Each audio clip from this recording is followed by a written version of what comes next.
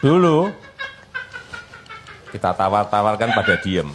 Begitu sekarang ada yang masuk, ini konsorsium, beliau-beliau ini masuk. Pak, saya kok nggak ditawari, Pak? Pak, saya kok nggak diajak, Pak? Gimana sih dulu-dulu udah dikumpulin, kita jajak pasar nggak sekali, 2 kali loh. Telah datang dari Korea, beberapa bulan yang lalu 30 investor. Dari Jepang kurang lebih 40 investor. Dan dari Singapura 120 investor sudah ke sini. Jauh-jauh mereka ke sini pasti ada kalkulasinya, pasti ada hitung-hitungannya. Kemarin juga baru saja dari Uni Emirat Arab juga datang. Setelah datang langsung nemuin saya. Artinya apa? Tertarik. Kacau ini IKN. Kalian udah pada tahu kan video terbaru kondisi IKN yang rumputnya menjuntai kemana-mana. Sepertinya ini OTW mangkrak. Padahal dulu ini salesnya si Mulyono ngomongnya udah tinggi banget. Dari Jepang 30 investor, dari Korea 60 investor, dari Singapura 120 investor. Alah, ternyata kocar-kacir buat dana IKN-nya.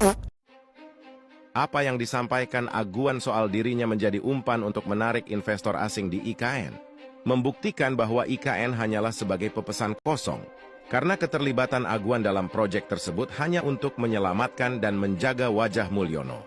Mulyono sadar mimpinya tersebut sangat sulit diwujudkan. Untuk menutupi kegundahan Mulyono, Aguan pun dimanfaatkan, meski dia sebenarnya enggan untuk menarik kembali minat asing menanamkan modalnya. Menurut Aguan, ia dan para Taipan tak bisa menolak permintaan Jokowi agar menanamkan uangnya di IKN. Klaim pemerintah bahwa ratusan investor telah membenamkan uang di IKN hanya pepesan kosong.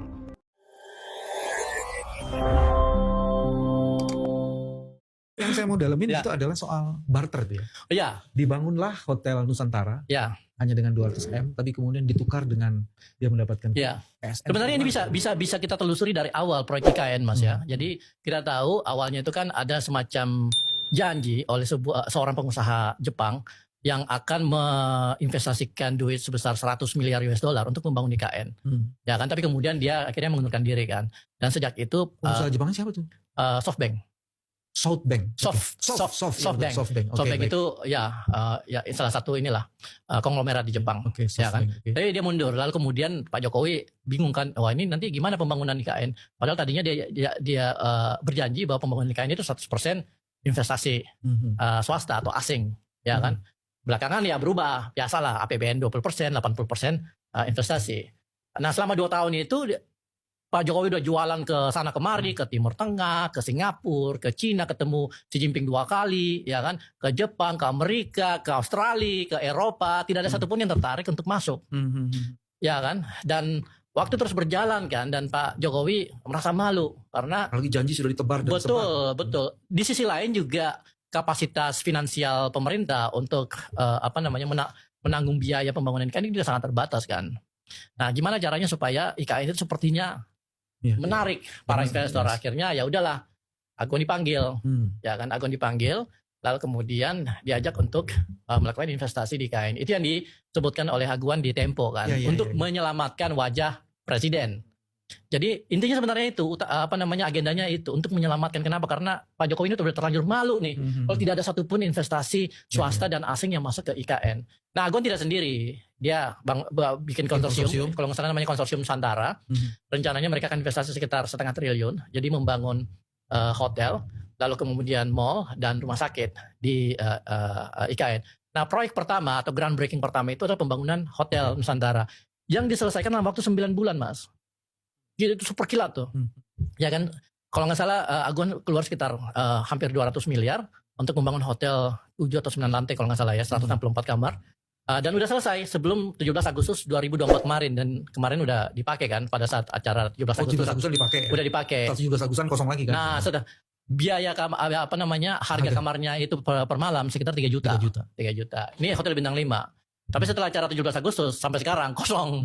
Tapi buat kosong gitu ya. betul, tapi buat Aguan ini uang receh lah, ya kan? Karena dengan dia melakukan investasi membangun membangun Hotel Nusantara sebagai penanda masuknya investasi swasta ke IKN, dia mendapatkan hadiah berupa status proyek strategis nasional di proyek PIK 2. Itu. Nah, status proyek strategis nasional ini penting sekali karena proses pembangunannya akan difasilitasi oleh pemerintah secara langsung, baik dalam bentuk urusan legal, urusan hukum, ya, urusan perizinan, lalu kemudian Fasilitas pendukung kali ya. betul, akuisisi tanah, ya kan, pengadaan lahan, dan tentunya infrastruktur yang lain. Inilah yang kemudian dia pakai untuk melakukan ekspansi skala besar dari proyek PIK 2 yang tadinya itu cuma 2.600 hektar, ya. Lalu kemudian ditambah 1.700 hektar, tapi kemudian status ini dipakai untuk mengklaim wilayah yang lebih luas dari itu. Yang sampai kalau nggak salah daerah Kronjo gitu, jauh banget.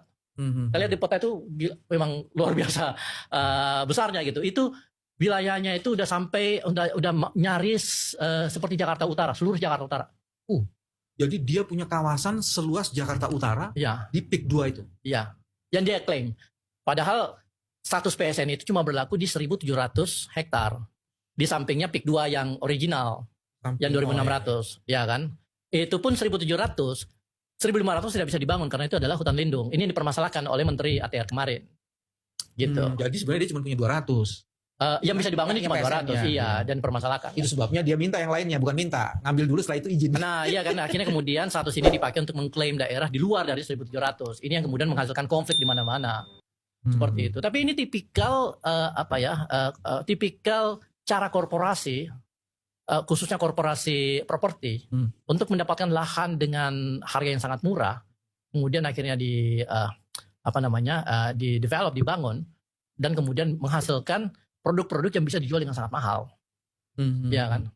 Jadi yang sobat bilang itu PIK 2 sebenarnya sudah seperti ibu kota, Ya. tanpa mahkota, karena seluruh sistem organ strukturnya itu udah jadi. Udah jadi, gitu. Jadi sebenarnya Jokowi tidak perlu memindahkan ibu kota ke IKN, cukup ke PIK 2 aja. Oh gitu ya? Dan ironisnya gini, PIK 2 ini kan berada di pantai utara Jakarta, ya kan? Yang dikatakan daerah yang sangat rentan terhadap Kenaikan air laut ya? kenaikan air laut, sehingga gampang tenggelam.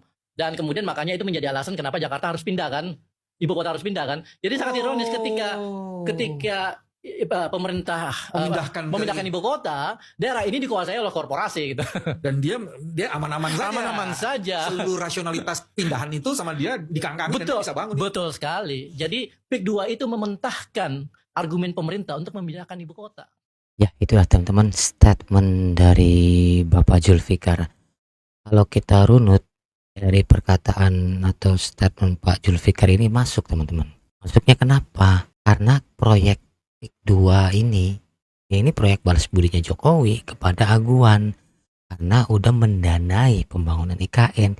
Ya walau tahu sendiri IKN sekarang ini mangkrak. Lihat sendiri videonya. Semak belukar sudah mulai naik tuh ke jembatan atas. Apa ini tuh? Bukti apa ini? Ya bahwa bukti IKN ini mangkrak teman-teman. Belum perawatannya yang sampai triliunan teman-teman. Dan nyambung juga dengan kejadian pagar laut yang ada di Tangerang, bahwa segala yang berhubungan dengan pembangunan PSN PIK 2 ini dilancarkan dari mulai legal, perizinan, dan infrastruktur lainnya. Terbukti sekarang laut Tangerang itu sudah HGB, sudah ada sertifikatnya tanah lagi teman-teman, sedangkan masih berupa laut. Gimana menurut pendapat kalian teman-teman? Apakah ini proyek balas budi Jokowi betul atau tidak? Tuliskan di kolom komentar teman-teman. Jangan lupa like, komen, dan subscribe. Nyalakan lonceng notifikasinya. Salam netral. Assalamualaikum.